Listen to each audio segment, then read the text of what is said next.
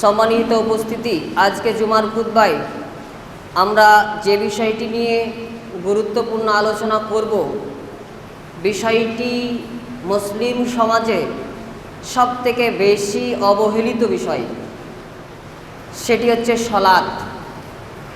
আজকে আমরা আলোচনা করব আমরা সলাত কেন আদায় করব, সলাত আদায়ের প্রয়োজনীয়তা আছে কি না, আপনি যদি সলাত আদায় না করেন তাহলে আপনার পরিণতি কি, এ বিষয়ে আমরা আলোচনা করব। পৃথিবীতে মানুষ বিভিন্ন কাজ করে, কেউ ব্যবসা করে, কেউ চাকরি করে, কেউ সংসার পরিচালনা করে, কেউ সন্তান লালন পালন করে, কেউ মসজিদ পরিচালনা করে, কেউ রাষ্ট্র পরিচালনা করে। এইভাবে মানুষ বিভিন্ন রকমের কাজ করে। কিন্তু একজন মুসলিমের একটি বিষয় উপলব্ধ করা উচিত যে একজন মুসলিম হিসেবে পৃথিবীতে যত বৈধ এবং গুরুত্বপূর্ণ কাজ রয়েছে, সেই সমস্ত কাজের মধ্যে সবথেকে গুরুত্বপূর্ণ কাজ হচ্ছে 5 ওয়াক্ত সলাত। 5 ওয়াক্ত সলাতের উপরে একজন মুসলিমের জন্য আসমানের নিচে জমিনের উপরে এর চেয়ে গুরুত্বপূর্ণ কোনো কাজ একজন মুসলিমের থাকতে পারে না। আপনি একজন মুসলিম, আপনি একজন মানুষ, দুনিয়ার ব্যাপারে আপনি খুব ভালোই বুঝেন, একদম খুব ভালোই সচেতন বুঝেন। আপনি এটা বুঝে নিয়েছেন যে যদি আপনি উপার্জন না করেন তাহলে আপনার সংসার চলবে না, আপনার দ্বারা সংসার পরিচালনা করা সম্ভব নয়। সেই জন্য আপনি যে কোনো মূল্যে আপনাকে উপার্জন করতে হবে, আর এই উপার্জনের জন্য আপনি বিভিন্ন পেশা গ্রহণ করে নিয়েছেন। এটা আপনি ভালো করে বুঝে নিয়েছেন যে আপনাকে জ্ঞান অর্জন করতে হবে, দুনিয়াবি জ্ঞান। যদি আপনার জ্ঞান না থাকে, দুনিয়াবি যদি জ্ঞান না থাকে, তাহলে আপনি মানুষের কাছে চলতে পারবেন না, মানুষ আপনাকে অবহেলিত করবে, সমাজে আপনি অবহেলিত হবেন। সেই জন্য আপনি জ্ঞান অর্জন করেন দুনিয়াবি, কারণ আপনি বুঝে নিয়েছেন, এটা ভালোই বুঝেন। কিন্তু আপনি এটা বুঝেন না যে আপনি একজন মুসলিম, আপনার জন্য প্রতিদিন 5 ওয়াক্ত সলাত আল্লাহ সুবহানাহু ওয়া তাআলা ফরজ করেছেন, বাধ্যতামূলক করেছেন। এটা আপনি বুঝেন না, আপনাকে বোঝাতে হয়, প্রায়ই বলতে হয়, তারপরেও আপনি এখনো সচেতন হননি। সেই জন্য আজকের আলোচনায় আমরা এটা বোঝাবার চেষ্টা করব যে আপনার জীবনে আপনি একজন মুসলিম হিসাবে সলাতের গুরুত্ব কত, আপনি কেন সলাত আদায় করবেন, সলাত আদায় যদি না করেন তাহলে আপনার পরিণতিটা আখিরাতে কি হবে, এই বিষয়ে আমরা আলোচনা করব। 1 নম্বর পয়েন্ট, সলাত সম্পর্কে কিয়ামতের মাঠে সর্বপ্রথম হিসাব আপনাকে দিতে হবে, এটা আপনি উপলব্ধি করেন। আপনি একজন মুসলিম, ঈমান এনেছেন, ঈমানের 6টি রুকন আছে, আরকান আছে, তার মধ্যে একটি হচ্ছে মৃত্যুর পরবর্তী জীবনের উপর বিশ্বাস, আখিরাতের প্রতি বিশ্বাস। আর আখিরাতের প্রতি বিশ্বাসের একটি অংশ হচ্ছে কিয়ামতের মাঠ, যেই মাঠে আল্লাহ সুবহানাহু ওয়া তাআলা এই দুনিয়ার জীবনের সমস্ত কর্মের আপনার হিসাব নেবেন। আপনি পৃথিবীতে যা করেছেন, আল্লাহ সুবহানাহু ওয়া তাআলা যা করতে পাঠিয়েছেন, সমস্ত কর্মের হিসাব আল্লাহ সুবহানাহু ওয়া তাআলা কিয়ামতের মাঠে নেবেন। অতএব আপনাকে এটা জানতে হবে, এটা বুঝতে হবে যে আপনার জন্য সলাত এজন্যই ফরজ, বা আপনি এজন্যই সলাত আদায় করবেন যে কিয়ামতের মাঠে এই সলাতের হিসাব সর্বপ্রথম নেওয়া হবে। যদি আপনার সলাত না থাকে, আপনার মুক্তির কোনো রাস্তা নেই, আপনি মুক্তি পাবেনই না। মিসকাত হাদিস নম্বর 1330, তিরমিজি হাদিস নম্বর 413, আবু দাউদ হাদিস নম্বর 864, নাসাই হাদিস নম্বর 466 এবং 67, ইবনে মাজাহ হাদিস নম্বর 1425 এবং 26। আল্লাহ রাসূল সাল্লাল্লাহু আলাইহি সাল্লাম বলেছেন যে কিয়ামতের মাঠে আল্লাহর হকের মধ্যে যে বিষয়ে সর্বপ্রথম হিসাব নেওয়া হবে সেটি হচ্ছে সলাত, নামাজ। যদি তার সলাত গ্রহণযোগ্য হয় তাহলে পরে সে আখিরাতে নাজাত পাবে, মুক্তি পাবে।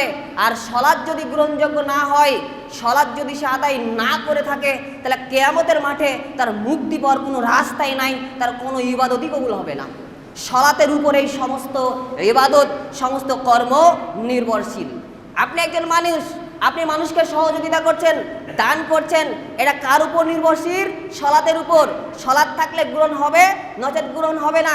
আপনি রমজান মাসে সিয়াম পালন করছেন, সিয়ামটা গ্রহণ হবে যদি আপনার সলাৎ থাকে, তবে সিয়াম গ্রহণ হবে।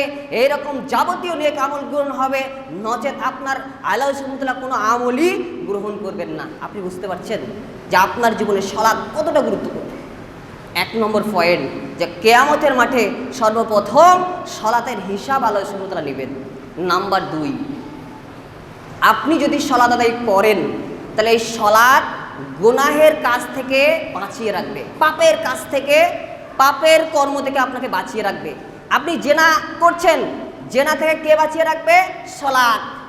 আপনি নেশাদার দ্রব্য পান করছেন, বিড়ি, সিগারেট, গুল, মদ, হিরোইন, গাঁজা, নেশাদার দ্রব্য পান করছেন, এই নেশাদার দ্রব্য থেকে কে বাঁচিয়ে রাখবে? সলাত।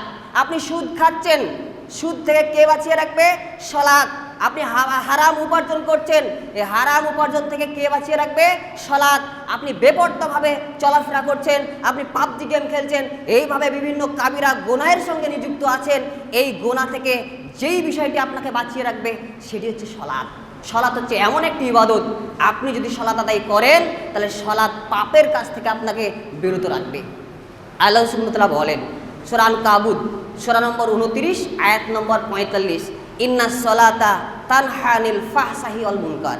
নিশ্চয়ই সলাত অশ্লীল, অপকর্ম, যাবতীয় গুনাহের কাজ থেকে বিরত রাখবে। এটা কে বলেছেন? আল্লাহ সুবহানাহু ওয়া তাআলা বলেছেন।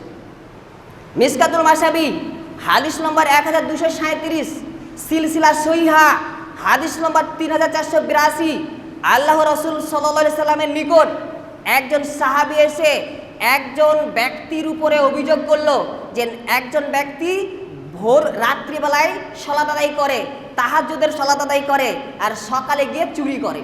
এই অভিযোগটা করলো। আমরা কি বলতাম? তার সলাতই হবে না। আল্লাহ রসুল সাল্লাল্লাহু আলাইহি সাল্লাম চমৎকার একটি জবাব দিলেন, তুমি যেই অভিযোগের কথা বলছো যে সে রাত্রিবেলায় সলাত আদায় করে আর সকালে গিয়ে চুরি করে, এই সলাত তাকে এই পাপের কর্ম থেকে বিরত রাখবে। আপনি বুঝতে পারছেন? যদি আপনি সলাত আদায় করেন, তাহলে যাবতীয় অশ্লীল কর্ম, যাবতীয় গুনাহের কাজ থেকে এই সলাত আপনাকে বিরত রাখবে। আপনি কেন পাপ ছাড়তে পারছেন না? কেন গুনাহের সঙ্গে নিযুক্ত রয়েছেন? আপনার সলাত নাই, সেজন্য। আপনি যদি সলাত আদায় করেন, সলাত হচ্ছে এমন একটি অ্যাপস, এমন একটি সফটওয়্যার, আপনি যদি এটা ইনস্টল করতে পারেন, তাহলে আপনাকে এই সলাত পাপ থেকে বাঁচিয়ে রাখবে। নাম্বার 3, আপনি সলাত এজন্যই আদায় করবেন যে আপনার গুনাহ ক্ষমা হবে, পাপ মোচন হবে। সলাতের মাধ্যম দিয়ে আল্লাহ সুবহানাহু ওয়া তাআলা গুনাহকে মোচন করে দেন, মাফ করে দেন। প্রত্যেকটা আদম সন্তান গুনাহগার। তিরমিজি হাদিস নম্বর 2499, কুল্লু ইবনি আদামা খাত্তাউন খয়রুল খাত্তাই নাত্তাওয়াবুন। প্রত্যেকটা আদম সন্তান গুনাহগার, পাপী। আর এই গুনাহগারদের মধ্যে তারাই উত্তম যারা গুনাহ করার পর মাপ চায়, ক্ষমা চায়, এরাই হচ্ছে উত্তম। সহিহ বুখারী হাদিস নম্বর 6243, আল্লাহ রসুল সাল্লাল্লাহু আলাইহি সাল্লাম বলেছেন যে আদম সন্তানের ব্যভিচারের একটি অংশ তার তাকদীরে লিপিবদ্ধ করা হয়েছে, জেনার একটি অংশ তার ভাগ্যে, তার তাকদীরে লেখা রয়েছে, যেটা সে করবেই। চোখের জেনা, খারাপ কিছু দেখা, অশ্লীল ভিডিও দেখা, বেকারা নারীর দিকে তাকানো, এটা চোখের জেনা, এটা আদম সন্তানের দ্বারা হয়ে যাবে। হাতের জেনা, কোনো মহিলাকে স্পর্শ করা। কানের জেনা, যৌন উদ্দীপ্তমূলক খারাপ কোনো কথা শ্রবণ করা। মুখের জেনা, যৌন কথা বলা। আর অন্তরের জেনা হচ্ছে কাউকে নিয়ে কল্পনা করা, আশা আকাঙ্ক্ষা করা। আর লজ্জাস্থান হচ্ছে লজ্জাস্থান হচ্ছে বাস্তবে প্রমাণ করে জেনার যে বিষয়টা লজ্জাস্থান, সেটা প্রমাণ করে দেয়। এই হাদিস দ্বারা এটা বোঝাতে চাইলাম যে আমরা আদম সন্তান, আমাদের দ্বারা গুনাহ হয়ে যাবে, পাপ হয়ে যাবে। আর এই পাপ মোচনের একটা রাস্তা হচ্ছে সলাৎ। আপনি যদি সলাৎ আদায় করেন, এই সলাৎ দ্বারা আপনার পাপ আল্লাহ সুবহানাহু ওয়া তাআলা ক্ষমা করে দিবেন। সহিহ মুসলিম হাদিস নম্বর 233, আল্লাহ রসুল সাল্লাল্লাহু আলাইহি সাল্লাম বলেছেন যে এক জুমা থেকে আরেক জুমা, আর এক রমাজান থেকে আরেক রমাজানের মধ্যবর্তী গুনাহের কাফারা হচ্ছে সলাৎ। সলাৎ কি? আপনি যদি সলাৎ আদায় করেন, এক জুমা থেকে আরেক জুমা, এক রমাজান থেকে আরেক রমাজানের মধ্যবর্তী যে গুনাহের সাগিরা হয়েছিল, এই সাগিরা গুনাহ, ছোট ছোট গুনাহ অটোমেটিকই ক্ষমা হয়ে যায়। সহিহ বুখারী হাদিস নম্বর 528, আল্লাহ রাসূল সাল্লাল্লাহু আলাইহি ওয়াসাল্লাম একটা চমৎকার উদাহরণ দিয়েছেন, দিয়ে আমাদেরকে বোঝাবার চেষ্টা করেছেন, বুঝিয়েছেন যে তোমাদের দরজার সামনে, তোমাদের বাড়ির সামনে যদি একটি নদী থাকে, একটি পুকুর থাকে, আর এই নদীতে যদি তোমরা প্রতিদিন 5 বার গোসল করো, তাহলে কি কোনো নোংরা থাকতে পারে? থাকবে আমাদের? থাকবে না। তখন সাহাবেরা জবাব দিল, জি না, কোনো নোংরা থাকতে পারে না। আল্লাহ রসুল সাল্লাল্লাহু আলাইহি সাল্লাম বললেন, একজন ব্যক্তি যে 5 ওয়াক্ত সালাত আদায় করে তার অনুরূপ কোনো গুনাহ থাকতে পারে না। সালাত হচ্ছে এমন একটি ইবাদত, আপনি যদি সালাত আদায় করেন তাহলে এই সালাত পাপ ক্ষমা করবে। সহিহ মুসলিম হাদিস নম্বর 2763, একজন সাহাবী আল্লাহ রসুল সাল্লাল্লাহু আলাইহি সাল্লামের নিকট এসে বললেন, হে আল্লাহ রসুল, আমি মদিনার উপকণ্ঠে একটি বাগানের মধ্যে একটা নারীকে পেয়ে যাই, একজন মহিলাকে পেয়ে যাই, আর এই মহিলাকে পেয়ে গিয়ে তার সঙ্গে সহবাস ব্যতীত সমস্ত কর্ম করে ফেলেছি। অতএব আল্লাহ সুবহানাহু ওয়া তাআলার কিতাবে যে শাস্তি বর্ণিত হয়েছে, আপনি আমাকে সেই শাস্তি দেন। বুঝতে পারছেন? সাহাবীদের অভ্যাস দেখেন, পাপ করেছে, মাপের জন্য চলে এসেছে, কিভাবে ক্ষমা হবে। আর আমাদের ধরা পড়ে যায়, হাতে নাতে ধরা পড়ে যায়, তাও স্বীকার করতে চায় না। আর সাহাবীদের একটা বৈশিষ্ট্য, গুনাহ করে ফেলেছে, আল্লাহ রাসূল সাল্লাল্লাহু আলাইহি সাল্লামের নিকট চলে এসেছে যে পাপ কিভাবে মোচন হবে, পাপ মোচনের রাস্তা কি। যখন এই কথা বলল, তখন উমর ইবনুল খাত্তাব রাদিয়াল্লাহু আনহু তিনি বলছেন যে আল্লাহ সুবহানাহু ওয়া তাআলা এর পাপকে গোপন রেখেছিল, যদি এ নিজে গোপনে আল্লাহ সুবহানাহু ওয়া তাআলার নিকট মাপ চেয়ে নিত, তাহলে এটা তার জন্য কল্যাণকর হতো। যখন আল্লাহ রাসূল সাল্লাল্লাহু আলাইহি সাল্লাম কিছু বললেন না, তখন সেই সাহাবীটি চলে যাচ্ছে। যখন সে চলে গেল, মুহাম্মদ সাল্লাল্লাহু আলাইহি সাল্লাম সাহাবীদের মধ্য থেকে একজন সাহাবীকে পাঠালেন তাকে ডেকে আনতে। যখন তাকে ডেকে নিয়ে আসা হলো, তখন একটি আয়াত তিলাওয়াত করলেন, সূরা হুদ সূরা নম্বর 11 আয়াত নম্বর 114। আল্লাহ সুবহানাহু ওয়া তাআলা বলেন, তুমি সালাত কায়েম করো দিনের 2 প্রান্তে, এবং রাত্রি কিছুটা অতিবাহিত হওয়ার পর নিশ্চয় নেক কাজ, ভালো কাজ, সৎ কাজ গুনাহের কাজকে মিটিয়ে দেয়, আর এটা তাদের জন্য উপদেশ যারা উপদেশ গ্রহণ করে। তখন সাহাবীদের মধ্য থেকে একজন সাহাবী বলল, হে আল্লাহ রসুল, এটা কি শুধু তার জন্য উপদেশ? এটা কি তার জন্য শুধু? আল্লাহ রাসূল সাল্লাল্লাহু আলাইহি ওয়াসাল্লাম বললেন, না, আমার উম্মতের সকল মানুষের জন্যই এই উপদেশ। অতএব আপনি বুঝতে পারছেন, যদি আপনি সালাত আদায় করেন তাহলে এই সালাত আপনার পাপ ক্ষমা করবে। সহিহ মুসলিম হাদিস নম্বর 244, আল্লাহ রাসূল সাল্লাল্লাহু আলাইহি ওয়াসাল্লাম বলেছেন, যখন কোনো মুসলিম ব্যক্তি ওযু করে, আমাদের সালাতের পূর্বে ওযু করতে হয়, যখন সে ওযু করে, ওযু করার সময় যখন সে মুখ ধৌত করে, তার চেহারা ধৌত করে, এই চেহারা ধৌত করার সময়, ধোয়ার সময় তার চোখ দিয়ে যে পাপ হয়েছিল, তার মুখ দিয়ে যে পাপ হয়েছিল, এই ওযুর পানি দ্বারা ঝরে চলে যায়। যখন সে হাত ধৌত করে, হাতের দ্বারা, আঙুলের দ্বারা, মোবাইলে যে পাপ করেছিল, এই পাপ ওযুর পানি দ্বারা ঝরে চলে যায়। যখন পা ধৌত করে, পা দ্বারা যে পাপ করেছিল, হেঁটে চলার ফলে যে পাপ করেছিল, এই হেঁটে চলার যে পাপ হয়েছিল, এই ওযুর পানি দ্বারা ঝরে চলে যায়। যখন ওযু শেষ হয়ে যায়, তার সমস্ত পাপই ঝরে চলে যায়। আপনি বুঝতে পারছেন সালাত কত বড় ইবাদত? যদি আপনি সালাত আদায় করেন, এই সালাত পাপ ক্ষমা করবে। আরো অসংখ্য দলিল আছে। সহিহ মুসলিম হাদিস নাম্বার 2764, আল্লাহ রাসূল সাল্লাল্লাহু আলাইহি ওয়াসাল্লামের নিকট আরো একজন সাহাবী এসে বলছেন, হে আল্লাহ রাসূল, আমি শাস্তিযোগ্য, হরযোগ্য পাপ করে ফেলেছি, অনেক বড় গুনাহ করে ফেলেছি, অতএব আপনি আমাকে পবিত্র করুন। আল্লাহ রাসূল কিচ্ছু বললেন না।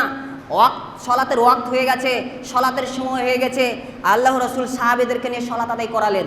আর যেই সাহাবীটি, যেই ব্যক্তিটি আল্লাহ রসুলের নিকট আবেদন করেছিল, হে আল্লাহ রসুল, আমি অনেক বড় গুনাহ করেছি, শাস্তিযোগ্য পাপ করে ফেলেছি, সেই সাহাবীটিও জামাতে আল্লাহ রসুলের সঙ্গে সালাত আদায় করলো। সালাত শেষ হয়ে গেছে, সেই সাহাবী আবার দাঁড়িয়ে গেছে, হে আল্লাহ রসুল, আমি শাস্তিযোগ্য পাপ করে ফেলেছি, অতএব আল্লাহ সুবহানাহু ওয়া তাআলার বিধান যেটা রয়েছে, সেই বিধান অনুযায়ী আমাকে শাস্তি দেন। তখন আল্লাহ রাসূল সাল্লাল্লাহু আলাইহি ওয়াসাল্লাম বললেন, তুমি কি আমাদের সঙ্গে জামাতে সালাত আদায় করোনি? হে আল্লাহ রাসূল, আমি করেছি, তোমার এই সালাত তোমরা পাপকে মোচন করে দিয়েছে, ক্ষমা করে দিয়েছে। আপনি বুঝতে পারছেন, সালাত হচ্ছে এমন একটি ইবাদত, আপনি যত বড়ই গুনাহগার হন না কেন, আপনার যতই পাপ থাকুক না কেন, সালাত আদায় দ্বারা আপনার সমস্ত পাপ আল্লাহ সুবহানাহু ওয়া তাআলা ক্ষমা করে দেন। নাম্বার 4, খুব গুরুত্বপূর্ণ পয়েন্ট, আপনি যদি সালাত আদায় না করেন তাহলে কাফের হয়ে যাবেন। খুব ভয়ানক একটি পয়েন্ট, এটা বোঝার চেষ্টা করুন। আপনি মুসলিম, আপনি সালাত ছেড়ে দিচ্ছেন মানে কুফরি করছেন। যেই ব্যক্তি সালাত ছেড়ে দেয় সেই ব্যক্তি কাফের হয়ে যায়। অসংখ্য দলিল, অসংখ্য আল্লাহ রাসূল সাল্লাল্লাহু আলাইহি ওয়াসাল্লাম এই বিষয়ে কথা বলেছেন। তিরমিজি হাদিস নাম্বার 2420, ইবনে মাজাহ হাদিস নম্বর 1078, আল্লাহ রসুল সাল্লাল্লাহু আলাইহি সাল্লাম বলেছেন, বাইনাল আবদি ও বাইনাল কুফরি তারকুস সালাত। আল্লাহর বান্দা এবং কাফেরের মধ্যে পার্থক্য হচ্ছে সালাত পরিত্যাগ করা। যেই ব্যক্তি সালাত আদায় করে সে আল্লাহর বান্দা, যে ব্যক্তি নামাজ পড়ে সে আল্লাহর বান্দা, আর যেই ব্যক্তি নামাজ পড়ে না, সালাত পড়ে না, সে কাফের। স্পষ্ট বিধান। তিরমিজি হাদিস নম্বর 2621, ইবনে মাজাহ হাদিস নম্বর 1079, আল্লাহ রসুল সাল্লাল্লাহু আলাইহি সাল্লাম বলেছেন, আমাদের এবং তাদের বলতে কাফির, মুনাফিক, এদের হিন্দু, এদের যে বিষয়ে মুক্তির প্রতিশ্রুতি রয়েছে আখিরাতে, সেটি হচ্ছে সালাত। ফাইজা তারাকাহা ফাকাদ কাফারা। যেই ব্যক্তি সালাত পরিত্যাগ করলো, যেই ব্যক্তি সালাত ছেড়ে দিল, এই ব্যক্তি কাফের হয়ে গেল। আপনি বুঝতে পারছেন কত ভয়ানক পাপ। তিরমিজি হাদিস নম্বর 2622, আব্দুল্লাহ ইবনে সাকিক রাহিমাহুল্লাহ তিনি বলছেন, একজন বিখ্যাত তাবেঈ, তিনি বলছেন যে আল্লাহ রসুল সাল্লাল্লাহু আলাইহি সাল্লামের সাহাবীরা সালাত ব্যতীত অন্য কোনো ইবাদত ছেড়ে দেওয়াকে কুফরি মনে করতেন না। যেই ব্যক্তি সালাত ছেড়ে দিত, সাহাবীরা তাকে কাফের মনে করত। আপনি বুঝতে পারছেন? অসংখ্য বিধান দিয়েছেন আল্লাহ সুবহানাহু। খুব ভয়ঙ্কর একটি বিষয় সালাত ছেড়ে দেওয়া। আপনি সালাত ছেড়ে দিচ্ছেন মানে কুফরি করছেন, কাফের হয়ে গেছেন। আপনার তারপরেও হুঁশ ফিরে না, তারপরেও নিজেকে মুসলিম দাবি করেন, তারপরেও আপনার হুঁশ কখনোই ফিরে না। কেন? আপনি সালাত ছেড়ে দিচ্ছেন মানে কাফের হয়ে গেছেন। বর্তমান সময়ের আলেমরা এ বিষয়ে অনেক ফতোয়া দিয়েছেন যে যারা সালাত আদায় করে না তারা কাফির। কয়েকটা ফতোয়া শোনাই। শাইখ ইমাম আহমদ ইবনে হাম্বল রাহিমাহুল্লাহ, ইবনে তাইমিয়া রাহিমাহুল্লাহ, ইবনে কাইয়ুম রাহিমাহুল্লাহ সহ সৌদি আরবের সমস্ত আলেমের ঐক্যমত, যেমন আব্দুল্লাহ ইবনে বাজ রাহিমাহুল্লাহ, মোহাম্মদ ইবনে উসাইমিন রাহিমাহুল্লাহ সহ সমস্ত আলেমের ঐক্যমত, একমত যে যেই ব্যক্তি সালাত ছেড়ে দেয়, সালাত আদায় করে না, এ ব্যক্তি কাফির। মোহাম্মদ ইবনে উসাইমিন রাহিমাহুল্লাহ একটি গ্রন্থ লিখেছেন এই সালাতের উপরে, হুকমুত তারিকুস সালাত, সালাত পরিত্যাগকারীর বিধান। এই বিষয়ে একটা আলাদাভাবে গ্রন্থই লিখেছেন। তার আরও একটি গ্রন্থ আছে যে ফতোয়া আরকানুল ইসলাম, আর এই গ্রন্থের 348 নম্বর ফতোয়ায় খুব ভয়ানক একটা ফতোয়া দিয়েছেন। তিনি বলছেন যে যদি মৃত ব্যক্তি, কোনো মানুষ মারা গেছে, মুসলিম মারা গেছে, আর এটা যদি প্রমাণ হয়ে যায় যে এই ব্যক্তি নামাজ পড়তো না, বেনামাজি ছিল, সালাত পড়তো না, তাহলে এই ব্যক্তির সালাত, জানাজার সালাত আদায় করা না জায়েজ নয়। এবং তার অভিভাবকের জানাজার জন্য জানাজার মাঠে তার লাশ নিয়ে আসা, এটাও বৈধ নয়। তার জন্য করণীয় হচ্ছে মুসলিমদের কবরস্থান ছাড়া একটি জায়গায় গর্ত খনন করে সেখানে তাকে নিক্ষেপ করে দেওয়া। কারণ সে কাফের, সে মুরতাদ, তার কোনো মূল্য নাই, তার কোনো মর্যাদা নেই। সে কিয়ামতের মাঠে ফেরাউন, হামান, কারুন এদের সঙ্গে উঠবে। আপনি বুঝতে পারছেন যে সালাত ছেড়ে দিচ্ছেন মানে কাফের হয়ে গেছেন, কুফরি করছেন। অতএব বিনীত আবেদন, সালাত ছেড়েন না, অন্তত সালাতটা আদায় করেন। সালাত ছেড়েন না। সালাত ছাড়া আপনার কোনো পরিচয় নেই। আপনি সালাত ছাড়া কিয়ামতের মাঠে আপনার মুক্তির কোনো রাস্তা নেই। অতএব বিনীত একটি আবেদন আবারও রাখছি যে ইচ্ছাকৃতভাবে জেনে শুনে অন্তত মিনিমাম কমপক্ষে ফরজ সালাতটা আদায় করবেন, সালাতকে কখনো ছাড়বেন না। আরও অনেক বিষয় রয়েছে। 6 নম্বর পয়েন্ট, আপনি যদি সালাত আদায় না করেন তাহলে শিরিক করবেন। কি করবেন? শিরিক বোঝেন? আল্লাহর সঙ্গে অংশীদার স্থাপন করা, আল্লাহর সঙ্গে অংশীদার স্থাপন করা, আর এটা ভয়ঙ্কর একটি গুনাহ।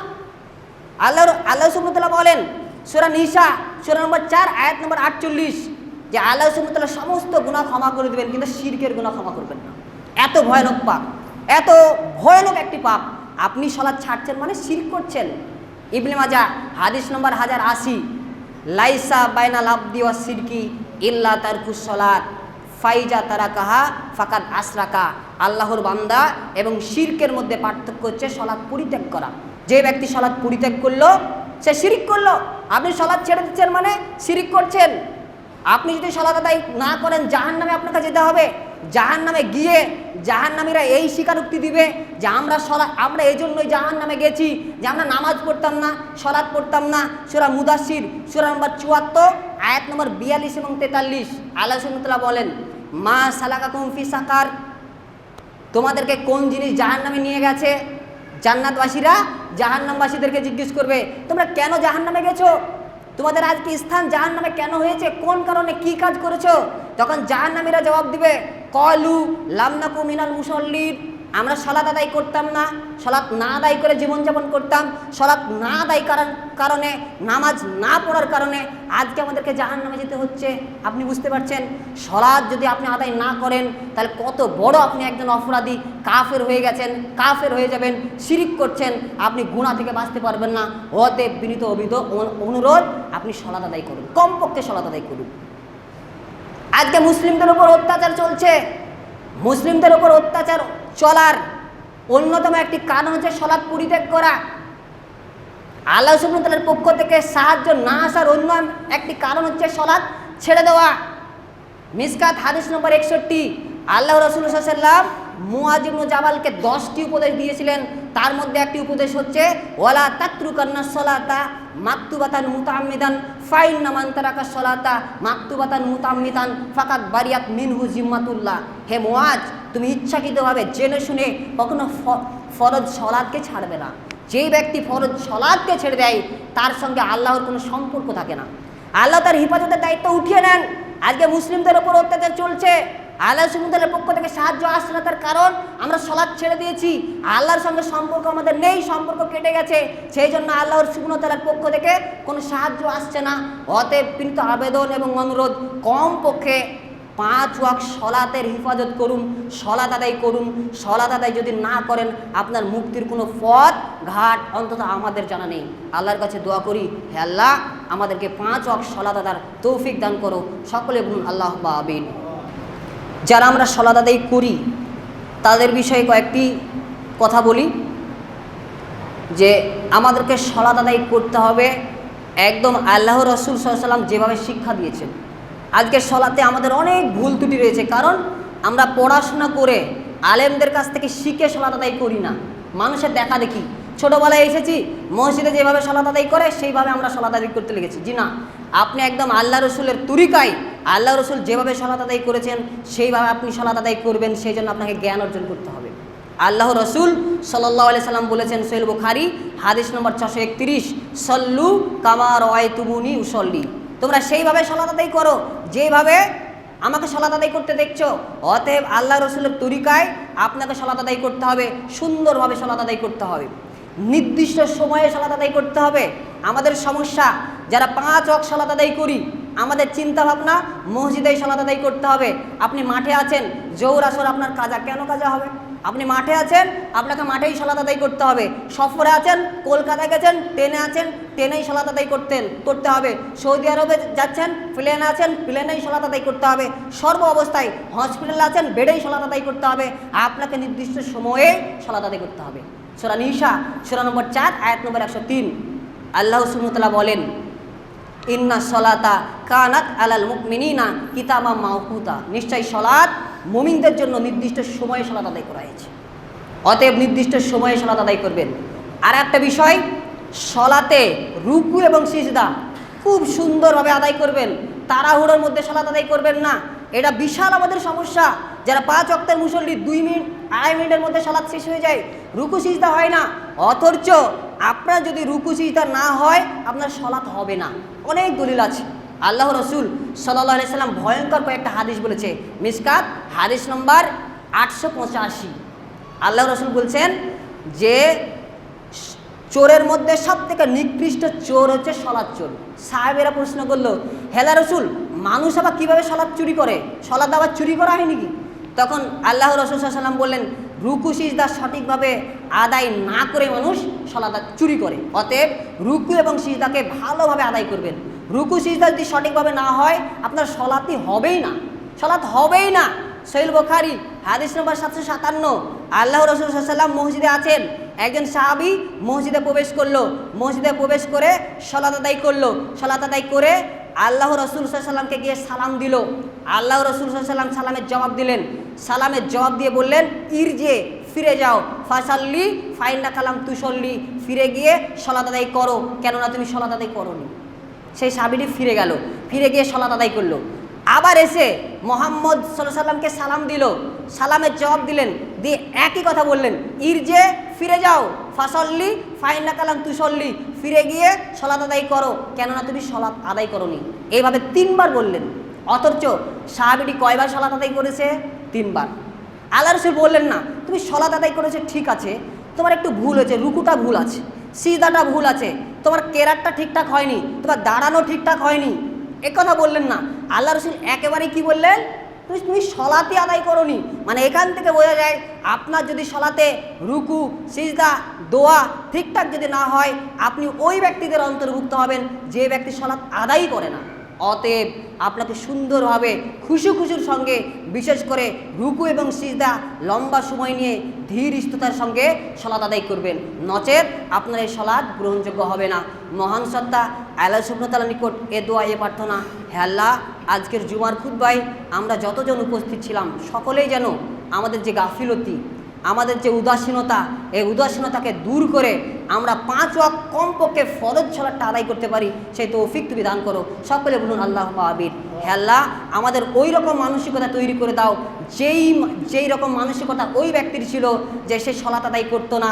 একটা সময় যখন সে গুরুত্ব উপলব্ধি করলো, সলাত আদায় না করার ভয়ানক পরিণতি অনুধাবন করলো, দিয়ে সলাত আদায় শুরু করলো, এইরকম ব্যক্তিদের অন্তর্ভুক্ত করে দাও। সকলে বলুন আল্লাহুম্মা আমিন। হে আল্লাহ, আমরা যতজন উপস্থিত ছিলাম সকলেই যেমন সলাত আদায় করব, তেমনি আমাদের সন্তান, ছেলে মেয়ে, স্ত্রী, আমাদের পরিবারেও যাতে 5 ওয়াক্ত সলাত প্রতিষ্ঠা করতে পারি, সেরকম মানসিকতা তুমি আমাদের তৈরি করে দাও। সকলে বলুন আল্লাহুম্মা আমিন।